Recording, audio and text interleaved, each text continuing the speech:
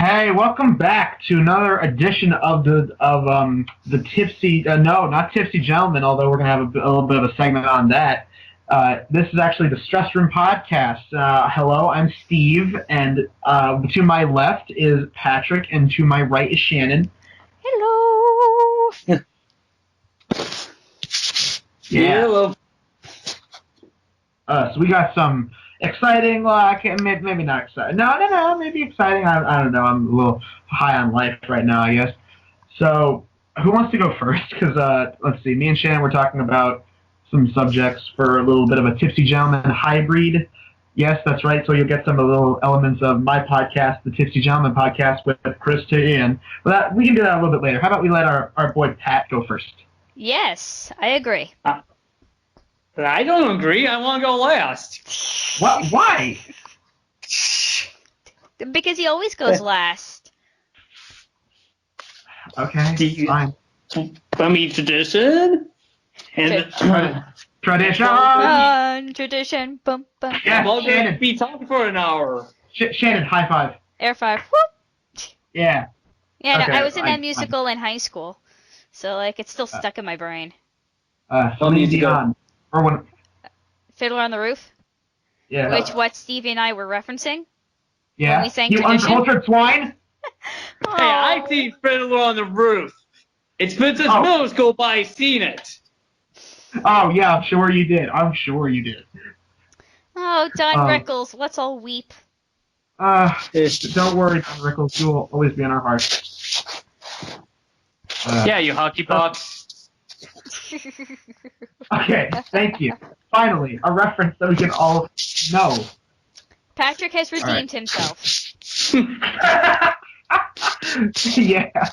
Okay. So, well, yeah. So basically, we said that this is going to be a bit of a hybrid with my Christy Ian Tipsy Gentlemen podcast. So what I'm going to do is I'm going to get into character, and I'm not going to do a Tipsy Gentlemen for this month, but I'm going to upload it next month. So I'm just going to take this audio that we're recording now, and so let's just get into it. Okay. So my subject. So should we introduce the character for those who may not be familiar? Yes, if you don't know, the character of Christy Ian, he's the host of the web series that I do, The Captivating Christian. Basically, it is like your typical skeptic, quotation marks, channel, basically like the channels that talk about a lot of the current political, religious type topics. But most of those people, you'll notice, tend to be left-wing, some far left-wing, and Chris is more of a moderate, well, not moderate, he's very conservative. Not hardcore, well, okay, maybe. He's very conservative, is the thing. He's also a Christian. And the most important thing, he's an idiot. Yes. He doesn't know a lot of current stuff. Yes, agreed. And for those who may not know, Chris T. Ian is a play on Christian. Really? That's the Nicolas Cage really face. You don't say! You don't say. Oh my god, yeah, Chris T. Ian. Next thing you're going to tell me is Chester A. Bum is a play on words. No. Okay. I don't know if you're aware of it, but Chester is a bum. Exactly. Exactly. You said that. In case you didn't know, that's perfect. Patrick, thank you. He died. What? I was referencing our podcast last month with. Did he die? Yes. Did he die? But did you die? I remember Patrick laughed. Oh, yeah. That was fun.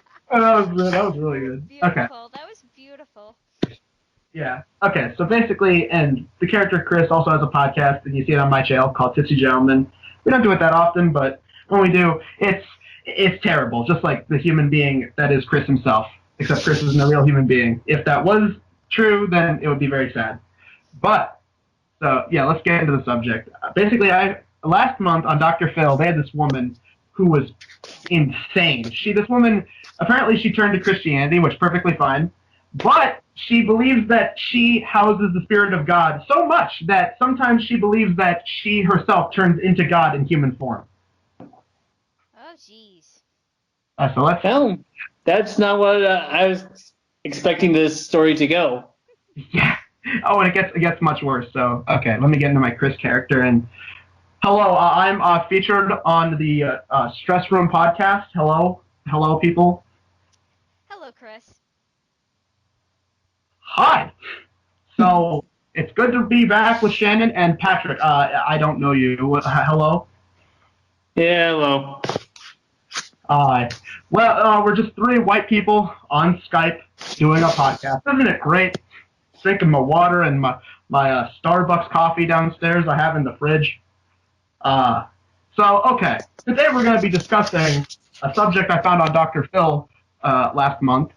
And this is very interesting. So this woman became a Christian, good for her, and she believes that she is so much of a Christian that she is actually God and Jesus. Now, and she also believes that she can actually talk to God and Jesus. I don't know about you, but doesn't that sound like something that a street-traveling gypsy would do? Possibly. Sounds like a crazy person. Yeah, that's a good way to put it. And well, yeah, it gets even worse because she's married to this man, and they didn't say if the man was an agnostic or an atheist or whatever, but apparently she actually beat her husband once. Usually it's the other way around. Yeah. Oh wow. That is true though. So yeah, what happened was they apparently they showed several different fights that they've had. They've gotten such heated debates. Like she would get so angry at him, she would be like, "You never let me speak. You always interrupt me," which is funny because in all of this footage that they show, he never once cuts her off or interrupts her. So I don't know what she's talking about. Maybe we didn't see it, but I don't know. She could have been making it up. But the time when it got to physical assault, apparently the conversation got so heated, he stood up to her, like not even like swung a fist or anything like that, just stood up.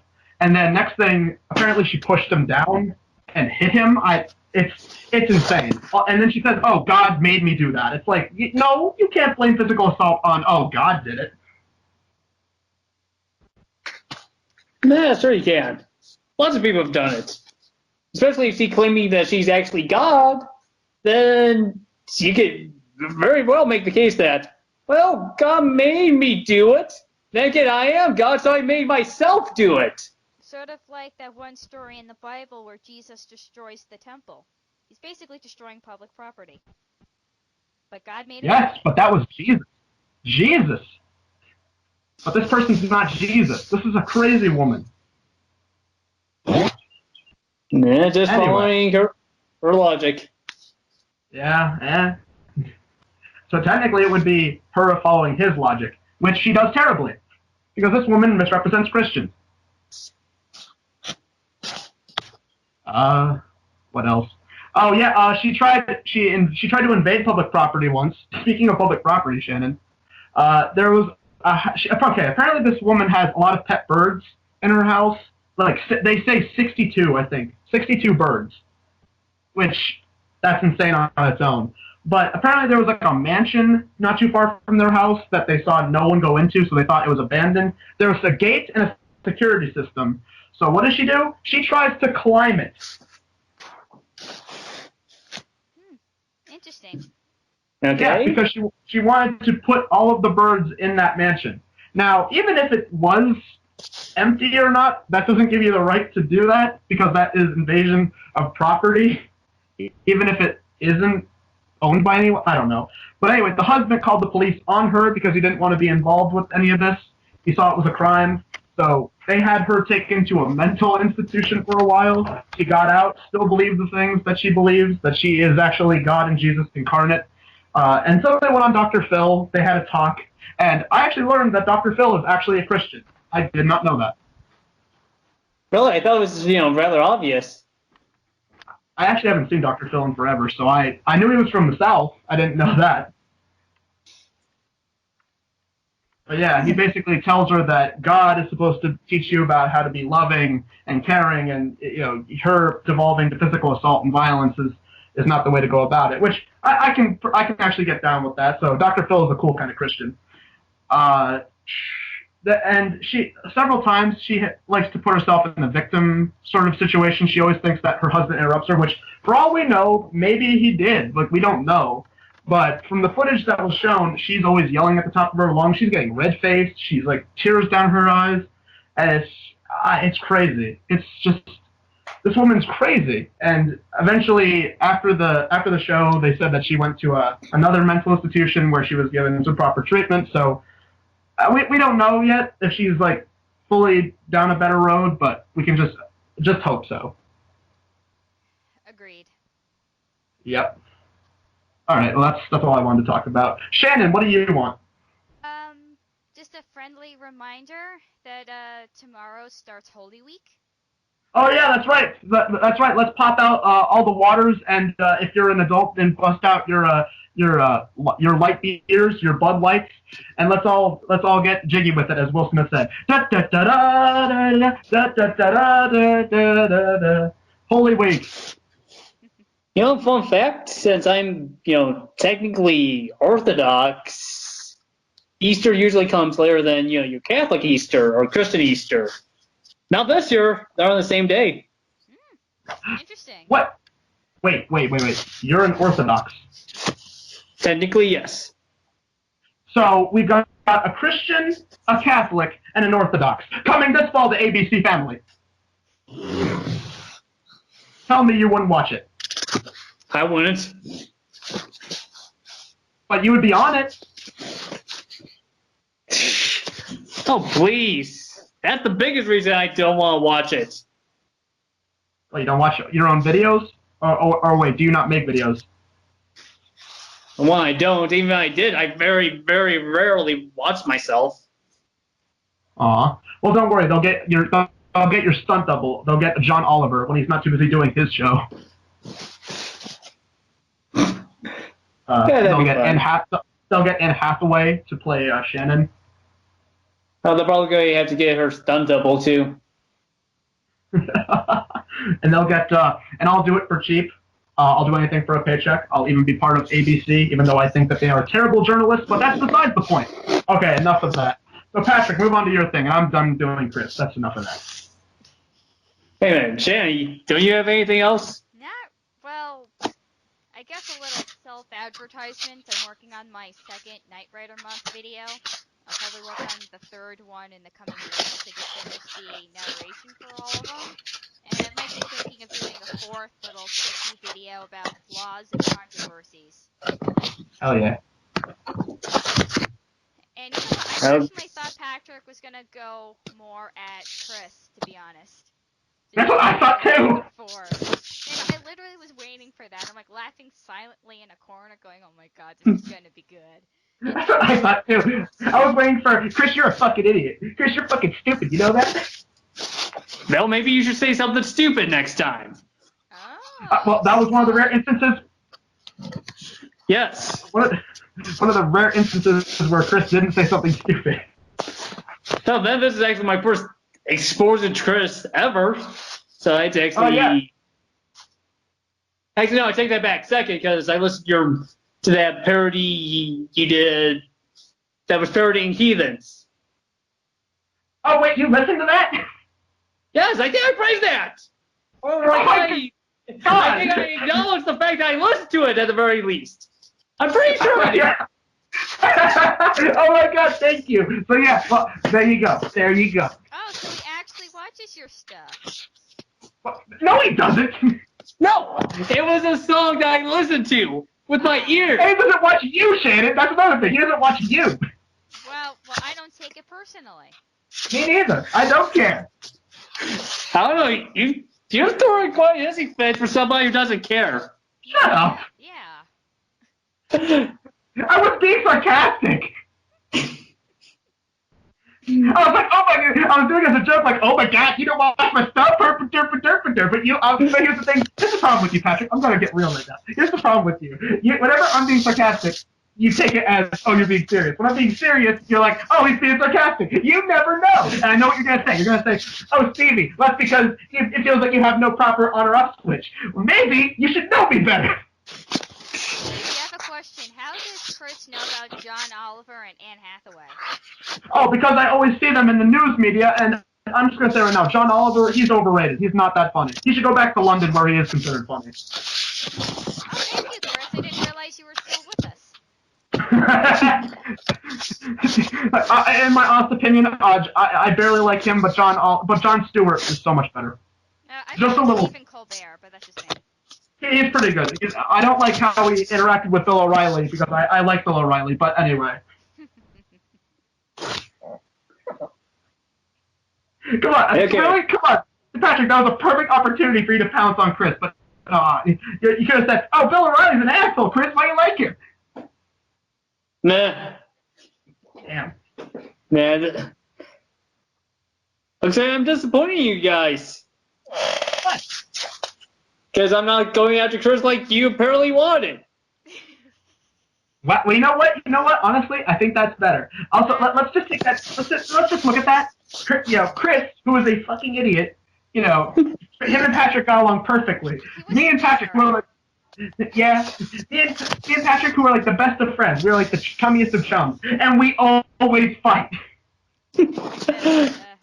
Well, maybe this means that Patrick prefers to fight with Stevie than with Chris.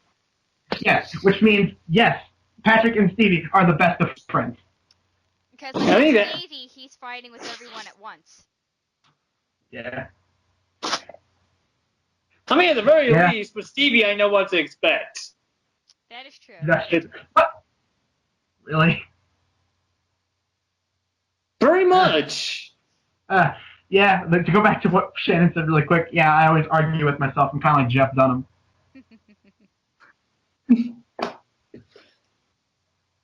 Now insert obvious Patrick line of, yes, Stevie, but Jeff Dunham's funny! No, he's not. Yeah, I do have to admit his jokes have gotten a little stale over the years. Like, he's recycling jokes. Oh, shut up. You're a Jeff Dunham fan. Every time I bring up Jeff Dunham when we're talking, you're, oh, I get that. That's Jeff Dunham. I know, but that's like his previous Comedy Central specials. Now, I don't know. Well, yeah. Yeah, nowadays he's not that good. And I'm going to be honest, Jeff Dunham show was terrible. Oh, it was. And his Halloween, like, I forget which one it was. I don't know if it was Halloween special or his other, or like the special before that, but he kept bashing his ex-wife, and I'm like, oh yeah, that was arguing with myself. No, that wasn't. That was not. No, that was the one after the Christmas special he did. It wasn't Halloween. I don't remember it being the Halloween one. It was either that or the one before Halloween. I forget. I think it was that. Oh, friggin' Ahmed Saves America. Have you seen that? I have not. Oh, it's awful. The animation looks like bit strips if it was moving. Oh God. It's bad. Like, and there's a bunch of like little shout outs to like Jeff Dunham running gags, and they're all horrible. But apparently that's okay because Patrick over here doesn't like Jeff Dunham, which yeah, it's kind of understandable. Yeah, no, I could say like his newer stuff is not that funny. I really like stick with his older stuff. I don't think any time of Jeff Dunham is funny. Wow. Well, don't worry, H3H3 agrees with you. What about Carlos Mencia? Your thoughts on that? Nah. Really? Nothing? No, I'm not up to date with my horrible comedian, Stevie. I'm sorry. How about Gabriel Iglesias? Hey, he's funny. Nah. He's funny. Gabriel Iglesias? He's okay. Yeah, there you go. I'll take that. What about, it's a good topic. Trying to think. Well, Dana Carvey's Well, he was funny. Danny Carvey has been funny since Bush left office. That's exactly that. There you go. I was about to say that. Yeah, that is true. I saw his recent Netflix comedy special, and boy, did it suck. Oh my God. Wait. The first few minutes. Wasn't that the one titled Privileged White Man or something? Or like Privileged 40 something. God, this just has a horrible title. Yeah, no, like the first few minutes are just cringe. Oh, by the way, Out cringe. while we're talking about Netflix specials, apparently Amy Schumer's latest special is terrible, which, I mean, I used to like Amy Schumer, but if you really look at it, her humor is so one note. Basically, okay, Patrick, you're not up to date with Carlos Mencia. Carlos Mencia's shtick was basically, look at me, mate, I'm Mexican, look at me, mate, I'm Mexican. Like, and that's all of it was. I thought I was hearing Carlos Mencia, the real one. Yeah, that's what I'm saying. That was Carlos Mencia. Like, and if it wasn't that, he was ripping off actually talented comedians. Like, he ripped off everybody. But anyway, so basically, in a similar vein, Amy Schumer, like, she has one-note joke, and that's all her shtick is, look at me, I'm a fat chick. I talk about sex, minorities, ha, I like sex, I'm fat, and I'm disgusting. Look at me. That's verbatim her shtick. Yeah. And you know, I can watch Trainwreck and suffer through that. Oh yeah, wasn't that 2 hours? Yeah, a little over, I think. Oh God! And apparently John Cena wasn't even funny in it. Oh no, that's a fucking lie. John Cena was hilarious. Oh God, really? That was like the one thing that was funny in that? Look, him and LeBron was the best thing about that movie. Oh yeah, yeah, LeBron was good in that. Other than that, though, And I'll even give a little bit of praise to Bill Hader. Yeah, Bill Hader's good. Yeah, I mean, he had to give the Herculean acting talent of thinking Amy Schumer is attractive. Oh, snap! That was good. Can we get Patrick his own Netflix comedy special, please? It'll be called The Roast of Stevie. It'll be called Hey, Stevie Sucks for about an hour. It'd be a pretty crappy roast. Yeah, well, Stevie, I would make fun of your videos, but oh yeah, that's right, I don't watch you because you suck. Oh, no. If anything, I'd be roasting myself by attempting to roast you. Like, you see, to really roast Stevie, I need to watch his videos. But I'm lazy, so I did. Now I have no material. Oh my God, that would be perfect. That would be awesome. All right. One more thing before we move on. The Dave Chappelle. Yeah. Okay. This is what's confusing me. So there are some people who are like, "Oh my God, Dave Chappelle's latest stand-up had some really offensive humor," and I'm just sitting there thinking, "Wait. Dave Chappelle made offensive jokes. The guy whose very first episode of the Chappelle Show had a skit called "The Black White Supremacist" had offensive jokes in his. Oh my God. Well, can we focus on the fact that it wasn't that funny? I mean, it was way better. It wasn't Dave Chappelle in the first remake of The Nutty Professor with Eddie Murphy.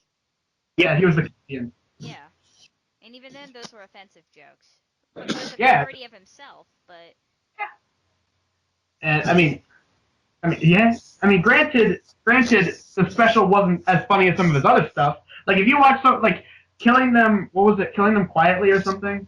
Like 2002, I think, or 2005. I forget. But like those are fun. Like that was the one that had I gotta get some of that purple stuff. That was funny. Oh, and that became a meme, didn't it? Yeah, it did. It's like remember those commercials with Sunny D? All the kids like be running in, and it's like okay, let's see. Like we got soda, milk, purple stuff. Oh, and all the kids will be like Sunny D, and you know that black kid in the back's like I want some of that purple stuff. Dave Chappelle, you're funny. I mean, granted, again, his stand-up special recently wasn't that funny, but it's way better than Amy Schumer's shtick, which was just nothing but like every 5 seconds was dicks, vaginas, dicks, I'm fat. That was what that was. But anyway, Patrick, go on for an hour about what you did. With pleasure. Because they don't have an idea. Because I covered the WrestleMania of Ring of Honor. I covered the WrestleMania of New Japan.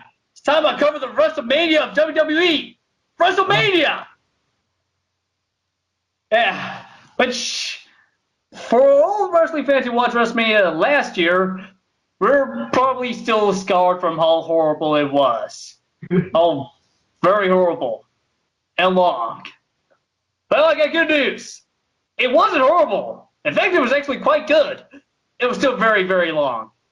Because if you count the pre-show started at 5, and the whole thing ended like 10 after midnight. So for those of you playing along, on the East Coast, WrestleMania spanned 2 days. Damn. Yeah. So I'm going to breeze through the pre-show matches real quick.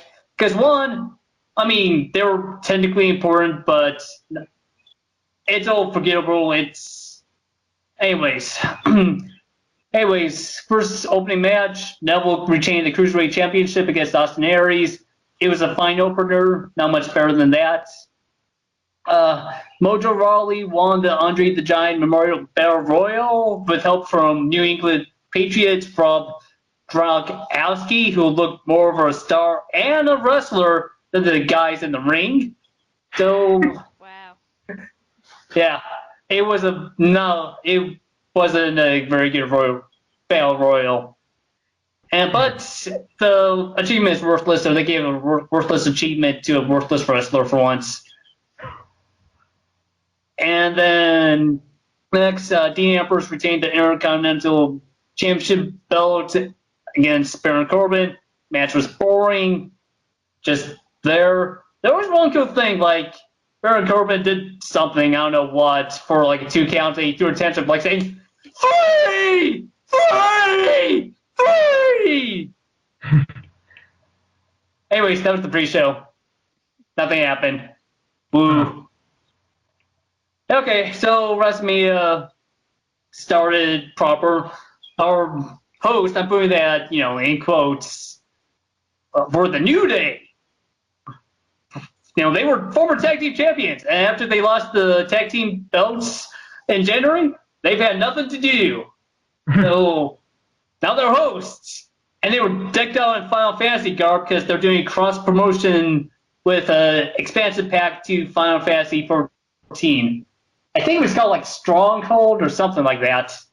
But anyways, here's like the lead announcer, Michael Cole, who is almost 50 and probably never played a video game in his life. It's like, I love the Final Fantasy. Oh my god, I love those. I love when they get like speakers who have not played a video game or even seen like anything video game in their life. Oh, I love this thing. Oh, I love the Marios. Oh, it's just such a fun game for the kids and the whole family. Oh my gosh, so Yeah. Life with Suicide Squad. Oh my god, I love Harley Quinn. Oh god, those people, those fake comic book nerd fans. Yeah. Anyways, for you, as soon as Michael Cole said that, the WWE network crashed on me repeatedly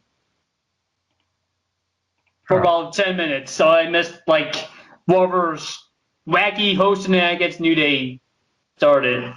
But the good thing is when it finally stopped crashing, again, right to the first match.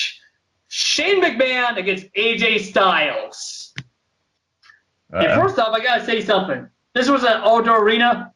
Mother Nature was on fucking point with the wind. Because, everybody's head was blowing really dramatically. And especially AJ Styles with his long soccer mom hair. In the wind. It looked so pretty. I think if you search for GIFs of that, they're not hard to find. Anyways, first match, AJ against Shane. Nobody had any high hopes for this match because basically, Shane's not a wrestler. He's the boss's son. He made many memorable moments back in around 1999 through 2001 by jumping off really high things. Back when he was 30. Today he's 47, so it's oh god, Shane's going to die. He's going to jump on something high, then he's going to break it in a billion pieces, and then we're going to lament the fact that AJ didn't wrestle a real wrestler. Well, this match was actually fucking awesome. First off, Shane did do a couple of high spots, but anything, extremely dangerous. And then it was very clear that it seems like it was AJ who laid the match out and walked Shane through like almost everything. Like, they try and minimize, like, Shane McMahon throws horrible, horrible punches. Like, there's an infamous gif in wrestling circles, like, I'm going to punch you in the face, Randy Orton, and he's, like, punching, and his punches are missing by a foot. And Orton is, like, still selling them like he's being kicked. This is, like, back in the mid-2000s. And they haven't got much better. So, like, they minimized, like, Shane McMahon punching things. And then they actually do, like, match wrestling, which was fine. And then, about, like, halfway through, like, through some wacky events, we have a rough bump. Ref is down. So, first off, AJ, like, gets a garbage can. Puts, like, Shane, sent down a turnbuckle. And he's going to, like, goes to the other side, the turnbuckle on the other side, and he's going to drop kick that Backhand in his face. But Shane, like, gets up and throws the trash can right into AJ's face. Ooh. And then he sends AJ down, puts the garbage can to his face, and then hits the coast-to-coast drop kick. And shows AJ how it's done. And then, another thing, like, Shane fucking busted out a string star press. For those of you who don't know, that's when you go to the top rope and you do a forward flip, which is something, the young high flyers do. Shane is 47. Shane, by all rights, should be too old to do such a thing. He's too old for that shit. He did it. He's too old for that shit. Yeah. But he did it. I mean, he missed. AJ rolled out of the ring, and, then he hit the phenomenal forearm and he won. But still, really good match. Okay. Next, we have Chris Jericho and Kevin Owens for the United States Championship. Match was a really good brawl. It's like, you know what? I hate you, Chris Jericho. Well, I hate you, Kevin Owens. I hate you so much, I put you on the list. So basically what the list was just a list of things Jericho hates. No, you'd be surprised like how popular this list has gotten. Like there was like a giant list out there for Jericho's entrance. But anyways, back to the match. It was a fine brawl. But eventually Kevin Owens beats Jericho. He's the new U.S. champion. Let's see. Next, we have the Raw's Women's Championship elimination match between Bayley, Sasha Banks, Charlotte, and Nia Jax. And the shocking thing is, like, three of those women got pyro for their entrance. Now, I mean, it's easy because this was an outdoor arena. But usually in years past, no woman really got pyro. Ever. So, that's changed, which is nice. Anyways, match itself, it was, solid but unspectacular. They pretty much everybody not named Nia Jax teamed up on Nia Jax because Nia is like a beast. She's, excuse me. Oh, sorry. Like Nia's the big girl, like the big. I'm like 6 feet tall. I outweigh you by 100 pounds. She's a She-Hulk, basically. Somewhat, yeah. Anyway, so basically Bayley, Sasha, and Charlotte, teamed up together, and they eliminate her by doing like a triple powerbomb, and then they all pin her at the same time. Just make sure she's out of the way. And then that leads to like a funny moment, like Charlotte's like, "Yeah, we did a team, high five!" And then all the two shut her down. There's like, well, fuck both of you. He didn't say that, but the sentiment was there. And then they did stuff. Like I said, it was unspectacular stuff. In the end, Bailey won the match. She retained her belt. Going to the grave saying that, Bailey should have won the title here, but whatever, it's done. Let's see. Oh, next we have like the highlights from the WWE Hall of Fame.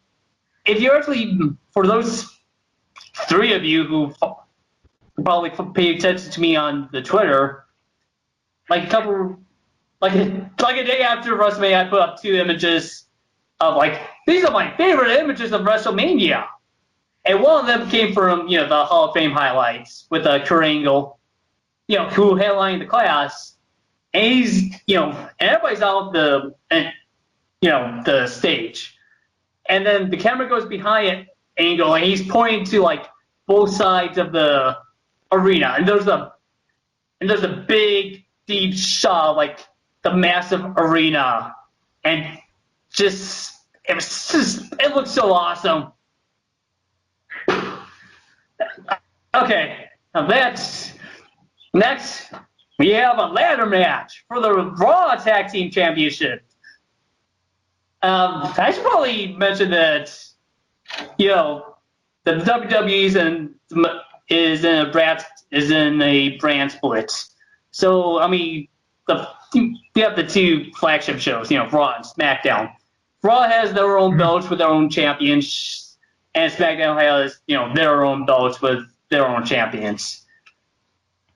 Okay, so basically, our team's supposed to be our champions: Luke Gallows and Carl Anderson against Enzo Amore and Big Cass, and against Sheamus and Cesaro.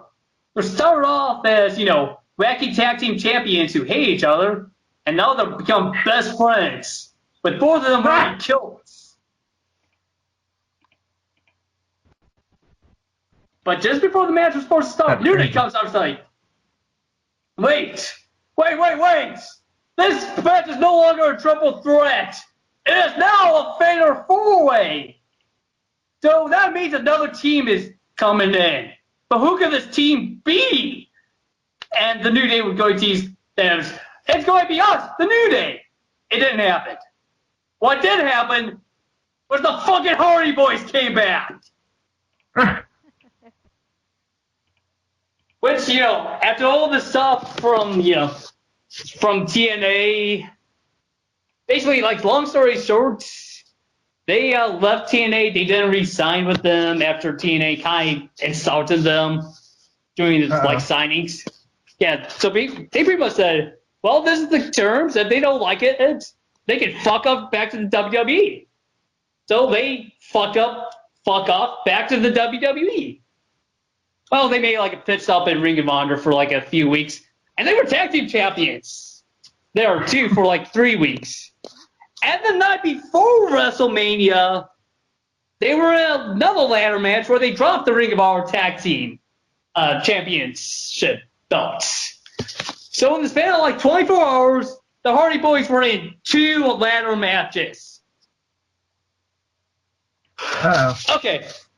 Anyways, this was my match of the night.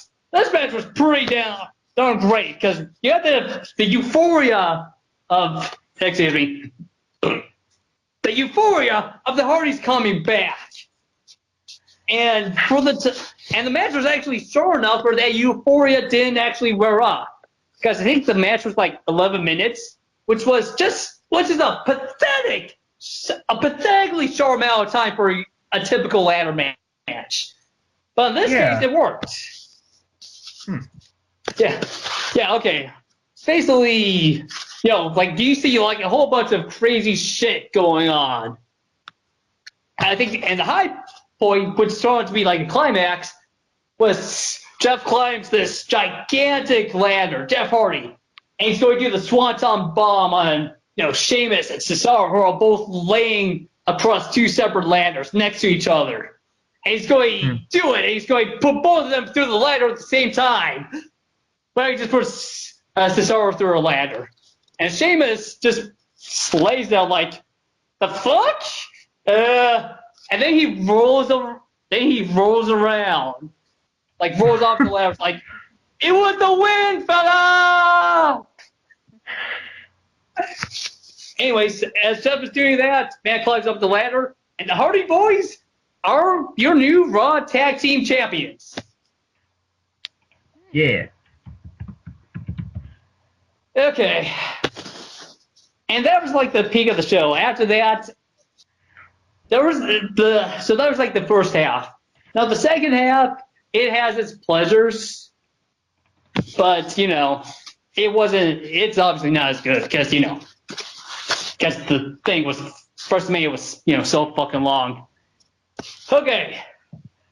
Next, John Cena and Nikki Bella against The Miz and Maurice. Oh, the meme man himself. Yep. And basically, I kind of love the build because it's so simple. Like, Miz and Maurice are a legit married couple, and they was like, John Cena, Nikki Bella, you have a fake plastic relationship. It only exists to fuel Total Diva plot lines and Total Bellas. And you fake plastic relationship spits on the face on real relationships like ours. And didn't they get married? I'll get to that. Wait a minute. Okay, sorry. Talk about Cena and Nikki, right? Yeah. Okay, now I'll get to that. Anyways, this match, nobody really did anything. No, I'm not serious. Like, Maurice hasn't wrestled in a year, so it's like, okay, Maurice, you just sell. Don't even attempt to, do offense. Nikki has a bad neck, and apparently there's like chatter that there's been times where one side of her body goes numb after a match, which is bad. That is pretty bad. Yeah. So it's like up to Miz and John Cena. And they pretty much just did nothing. So basically, John Cena and Nikki Bella win. Yay! And then comes the thing that everybody really wanted. Excuse me.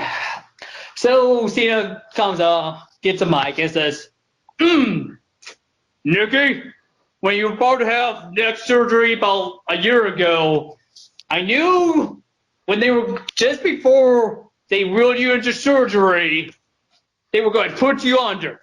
That means I can ask you a question. And not only will you be telling me the truth, you would also not remember it. So I asked you one question. And you begged me every day to say, what was your question, John? Do you remember that, Nikki? Well, I said, when the time is right, I'll tell you. Well, the time is right. I asked you, one day I will marry you, right? And you said yes. So what I'm asking you is for you to say yes one more time. So he brings out like this gigantic engagement ring. Oh. Oh my god. Yeah, and then he puts Nikki's real name, which is like 5 names that I didn't remember. So, so for like the sake of brevity, Nikki Bella, will you marry me?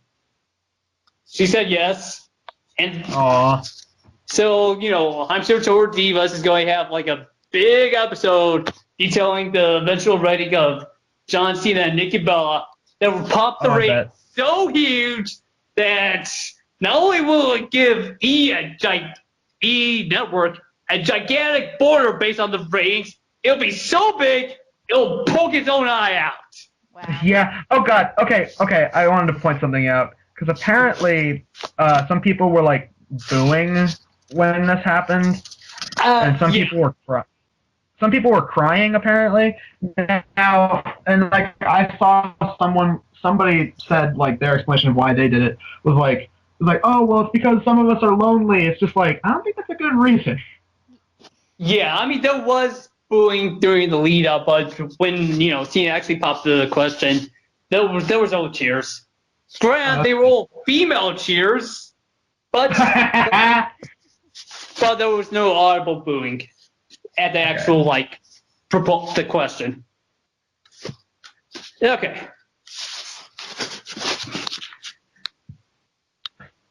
So next we have Triple H against Seth Rollins. It's a non-sanctioned match because anything. Because this match was actually in legit jeopardy because Seth Rollins injured his knee a couple months ago. But he's technically all clear. But for the sake of storyline, they were like, no doctor in the world will clear Seth Rollins. So Triple H's like, you signed this match. It'll be non-sanctioned. Even though we'll have a sanctioned referee, and we have our sanctioned entrances, it will still be totally non-sanctioned.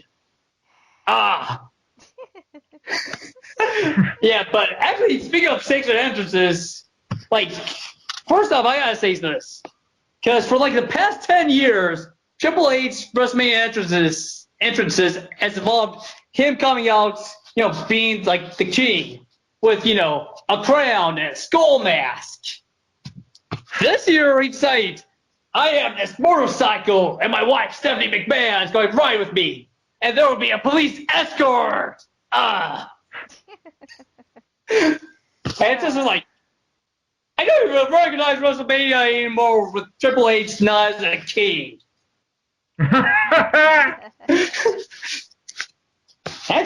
Also, Seth Rollins actually has a really cool entrance too. So basically, he came out with something akin to the Olympic torch, and he goes in basically the ramp is like an LED ramp, and there's some LED displays on the ring and the turnbuckles themselves. So he goes and he lights. I'm putting lights the ramp on fire, or lights in air quotes, because it's not real fire. And the whole LED display turns into fire, and it goes rushes all the way to the ramp into the ring. So it's he's burning the ring, but not really. But he kind of is.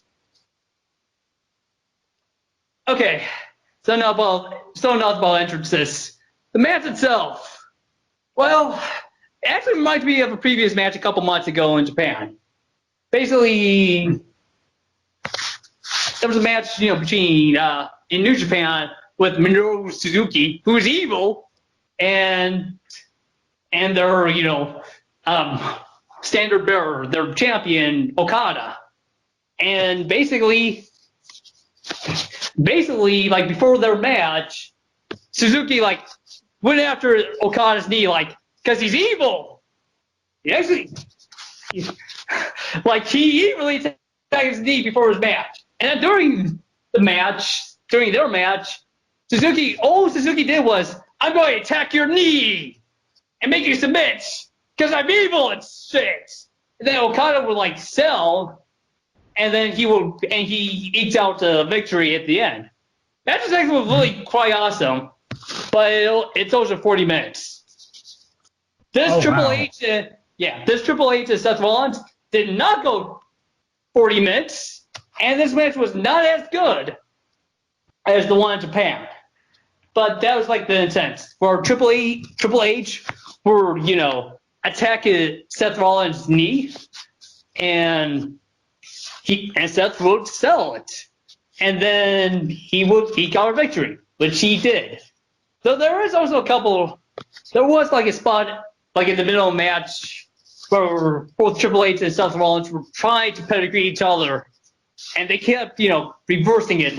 Triple H I'm going to pedigree you, Seth Rollins, and Seth was no, I'm going to pedigree you, Triple H. Went on for 2 awesome minutes. But then Triple H or Seth Rollins pedigrees Triple H and he wins. So yay. Okay. Now of course the match, I personally thought this match was good, but a lot of people did shit on the match because I think they were actually, well, unsanctioned match, not sanctioned. That means there's going to be a lot of gimmicks and weapons and all this shit. And there wasn't. It was like a methodical, match that, people didn't like. Which I don't blame them, but, I did. And there was actually a table that, Stephanie McMahon went through to say, look, Stephanie is getting her comeuppance. Even though not really, but, well, that's a story for another day. Okay. Next match. Bray Wyatt and Randy Orton for the WWE Championship. We still got like 3 matches left to go, by the way. Okay, that's good. I think it's 3 matches. Anyways, this match was doing fine. Yeah, this match was just weird.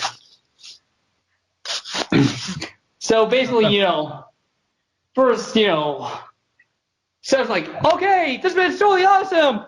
Oh my God, Randy's going for the RKO, but he's being blocked.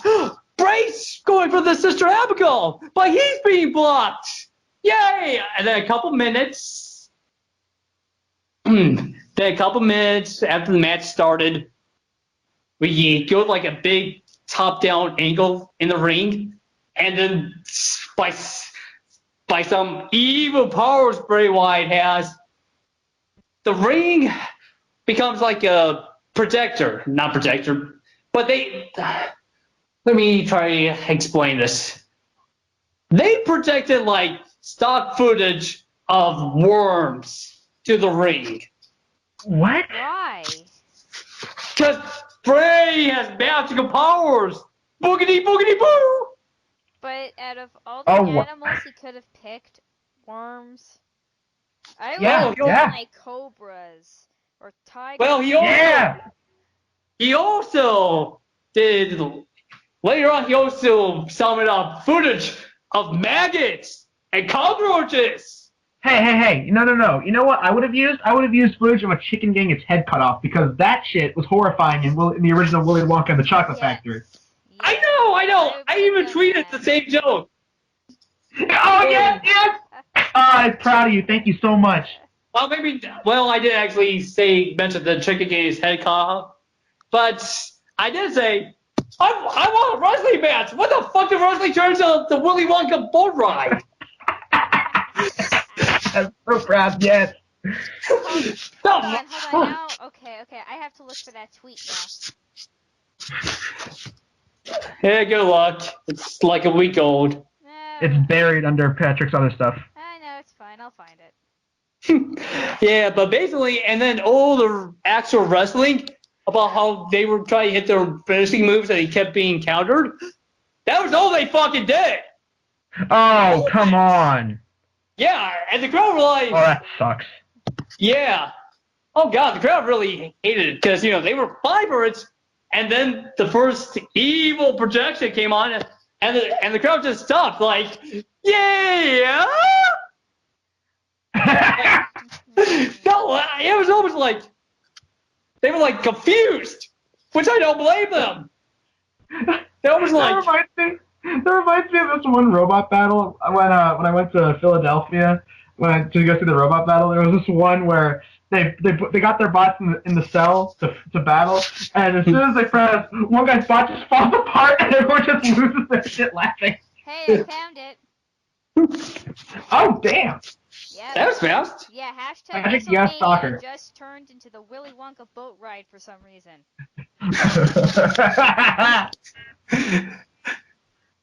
Let's go. Yeah, but anyways, suffice to say, this match sucked. Now, like I gave like the Intercontinental Championship match a lower score, but that match was just like boring. This match, this Bray Wyatt Randy Orton match, this was memorably bad. You're gonna remember its badness forever. And ever, and ever, and ever. And there's no way to rid yourself of the memory? No. Oh, geez. But So then again, I think this is like the first time somebody has thought, hey, let's project images onto the ring itself during a match. I mean, I guess I can kind of see like why somebody said, we should do this idea. Yeah, let's try it. And then Fritz probably fired the guy who came up with the idea on the spot. I would, because that's stupid. Like, on the screen, it's one thing. But, like, if you have it inside the ring, it's very distracting. Yeah, well, I mean, basically, like, no, it's even funny. Like, every time they did that, the ref would, like, leap out of the ring. Like, go, bugs, go, spiders, get them off me! It's not real. It's just a projected image onto a flat surface. Exactly. I know that! Yeah, but the referee apparently doesn't. All the refs are stupid. With all the ref bumps, they probably have forms of dementia. Actually, I should not joke about that. CTE is a very real thing. Yeah. Okay. Enough about that. But so we're going to have something. So we have a real heavyweight championship match that has no weird projected images. An apology. Goldberg against Brock Lesnar for the Universal Championship. So, and basically, this match went less than 5 minutes. But normally, this would be seen as a bad thing, but not in this case, because like the first match Goldberg did against Brock when he came back for the last Survivor Series, lasted 1 minute 26.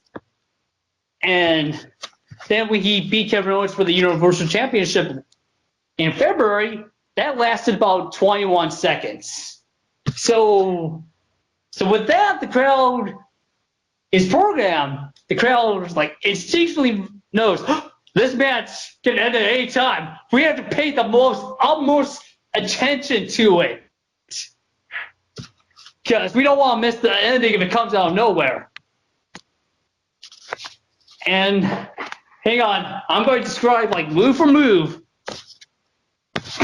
this match. Because, I mean, despite everything against it, this match was totally awesome for what it was. Okay. The bell rings! Braun grabs Goldberg! He gives him a German suplex! And then another! And then another! Brock, like, leaps out and howls at the wind! Like, yeah, Brock! I'm suplexing Bill Goldberg! Holy shit, Bill Goldberg just speared me! Ah, he just speared me again! Brock rolls out of the ring! Goldberg follows out of the ring. He spills Brock right through the ring barricade. So you know, they're down for a minute because, you know, that's a major spot.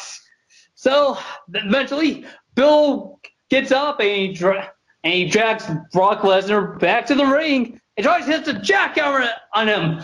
But Brock blocks it. So Goldberg spears Brock again. And then he goes up and he actually hits the jackhammer. 1, 2, Brock kicks out. Brock is the first man to ever intentionally kick off a jackhammer. There's a long story why I have to use the word intentionally. So Brock goes out like into position for another spear. Paul Heyman, Brock's manager's go out. Brock, he's in position for another spear. So Brock, So Goldberg tries for another spear.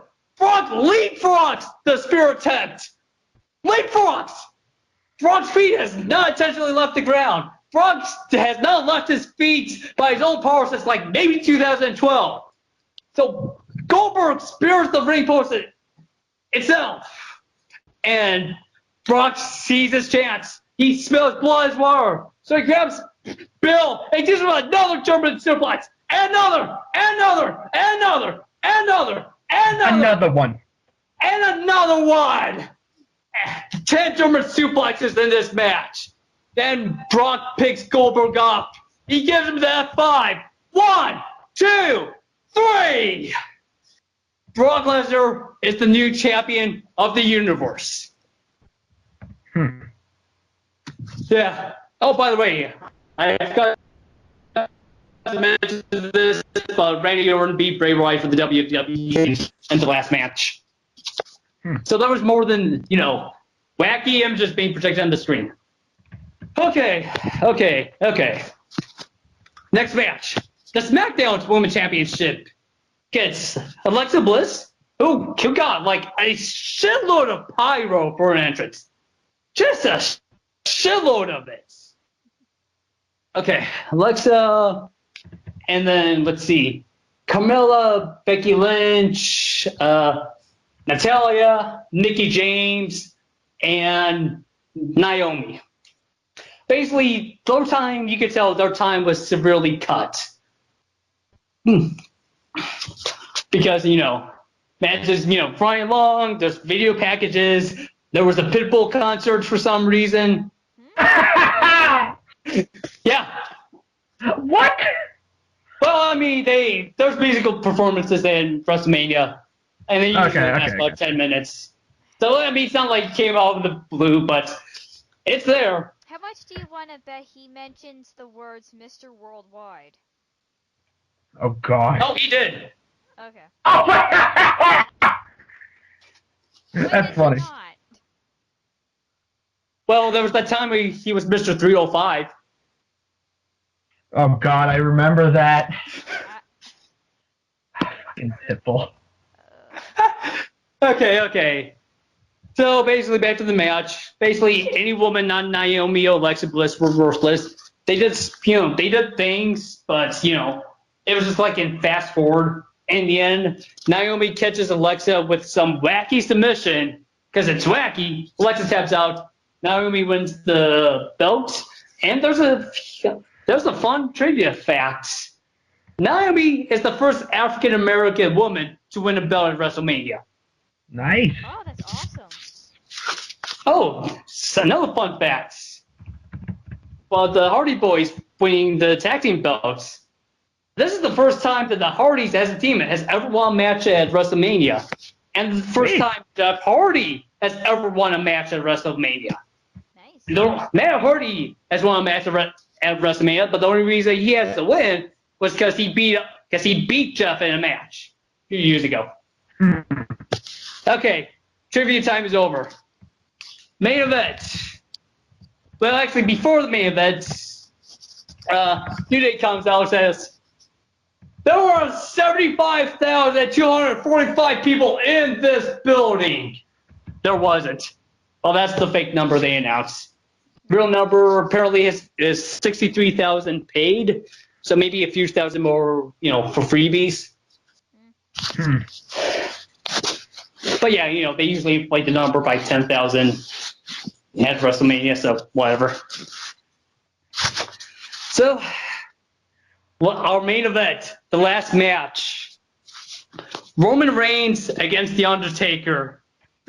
They're going to settle whose yard it really is. Okay. And apparently this match is, they also, without telling anybody, this match is, no DQ, no count out. It's no DQ, it's no BK. No CEO, no BC. Okay, whatever. Anyways, but basically this is one of those matches that you kind of get what they're doing, but man, oh man, Undertaker has really become immobile over the past year. Oh, no. People were saying, well, this may actually be Undertaker's final match for realsies. And, even during the show, when we finally got a glimpse at how long the entrance ramp was going to be, which I think they said was 80 yards, there's well, Undertaker better start walking now. And this was a week before the actual show. If he starts walking now, he'll actually be on time. But I just got this image in my head now of Undertaker, and it's in a wheelchair. It's going, so he stands up. My Fuhrer, I can walk. Yeah. So basically, for Undertaker's entrance, they kind of cheated. He came up through a trap door in the middle of the ramp. Ooh. Sweet. Yeah. Yeah. Well, it's But the Undertaker, so. oh yeah. But but even then, the time he took to walk to the ring was longer than the Brock Goldberg match. Damn. Yeah. But the Undertaker, so it's allowed. Mm. Yeah, but anyways, back to the match. Yeah, it was sad. And not the good kind of sad. That will come later. I'll get to that. But yeah, you see like Undertaker trying his best to, like move, and he did it. I mean, he gave a game shots. Like one point, Roman Reigns spears Undertaker through the Spanish announcer's table. Ooh. Damn. Yeah, that was like pretty much the only. That was also like another high point where like Roman is going to like, well, he calls it the drive-by, but what he does is you're on like the apron, so Roman like leaps, kicks you in the face, and like lands on the apron in a sitting position. But instead, Undertaker punches him in the face mid-leap. Yeah, that's pretty much the only good parts to this match. Like on a quote unquote technical level, because like there was a lot of shit that we all want Undertaker to do. Like there was one time, like I believe, yeah, Undertaker had Roman for Tombstone, but Roman was going like, I think the plan was Roman was going to reverse it for his own Tombstone. And they just fucked it up, like all types wrong. Like they just, like Roman was trying to like pick him up, and I think it was like a bad angle, and they did just like, and they just collapsed, like into a big heap. It was like, oh god, and it just got like it just got like sadder from there. Until like Roman like him with 4 spears and pinned him and he won. And also, for all of you, those of you paid attention on my Twitter, when I said there was another image. This is my other favorite image from WrestleMania, and it's Roman Reigns on the ramp, and there's a big pyro display going behind him, and it pays like. And he's like, there's this mix of, he's not happy he did it. He's more like, I did what I had to do. Deal with it.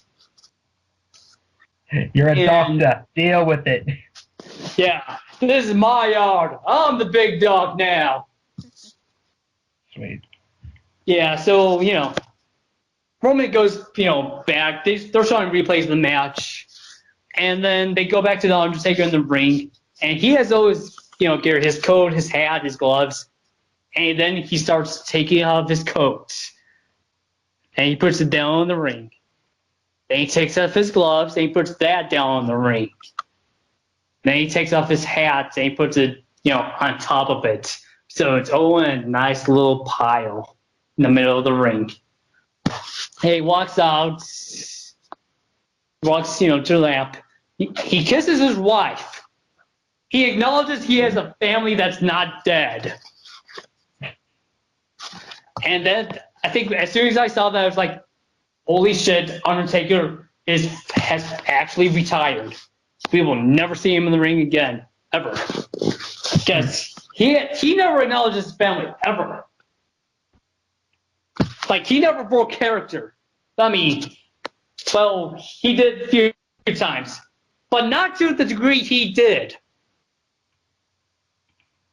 Huh. And yeah, and then he's walking, up the ramp, to the trap door. He holds his arm up, and as he lowers down the trap door, all the lights go out, and that's how WrestleMania ends. Aww. Wow. Wow. Wow, that's like the saddest ending to WrestleMania I have ever heard. Yeah, Ugh. but the good kind of sad. Yeah, it's a middle kind of sad. It's not happy, Yeah. but it's not depressing either. Sort of like in the middle. Yeah, something like that. And then after the show, apparently the WrestleMania stage caught on fire, so Oh shit. I don't think anybody was hurt. So we're good Okay, on good, that. Yeah, so I kind of joke on the internet like, oh, Undertaker's not taking his retirement well. good. What, he snuck back in through like a secret door and set his clothes on fire?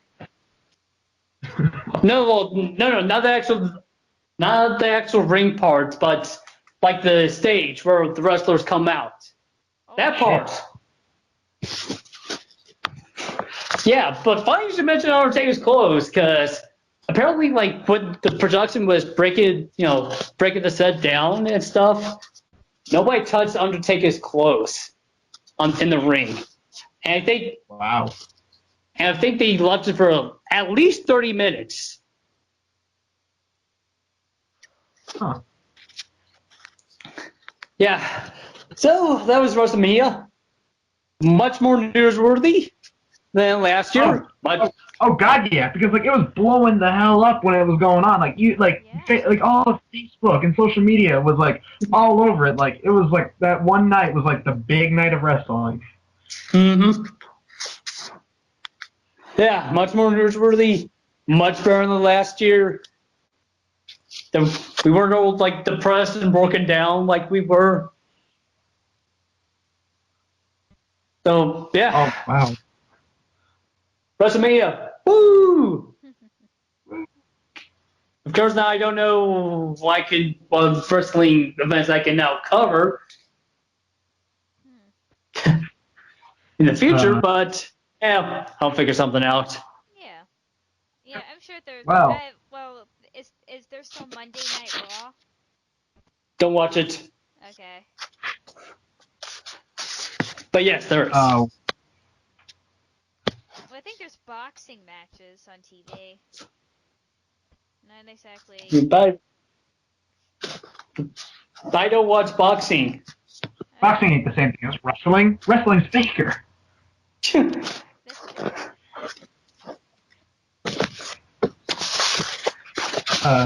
Yeah.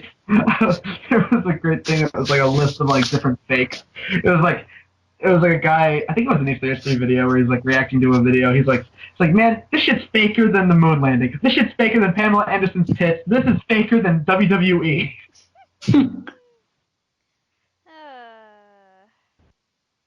Good stuff. So we went through a gauntlet of different topics, and I want to say that this is probably the best stress room we've ever done. Probably, yeah. It was the most entertaining, I think. Just like WWE. Yes, yes, exactly. That's awesome. So, in conclusion, folks, what were you going to say? No, I think that I'm much more entertaining than WWE. Well, I just give you the highlights. Oh, well, yeah, because you're Patrick. You're amazing. Exactly. So, in conclusion, kids, stay in school, don't do drugs. Don't forget to check out more of the Stress Room. Let's see. Comedy is very subjective, as we talked about. That lady was cuckoo for Cocoa Puffs, and, well, just batshit crazy, now never mind. And WWE was definitely worth watching at least once, from what Patrick described. And don't forget to check out some more of our future Stress Room podcasts, and maybe even some more stuff in the future, like some more Shannon reviews on this channel that you're watching this on, and even more new stuff like maybe Stress Room riffs if you guys want us to do more of those. So yeah, thank you. See you guys later. Bye. Now please leave. We're gonna log off now, and I'm gonna go drink some water. Bye, everybody. Bye, guys. Bye.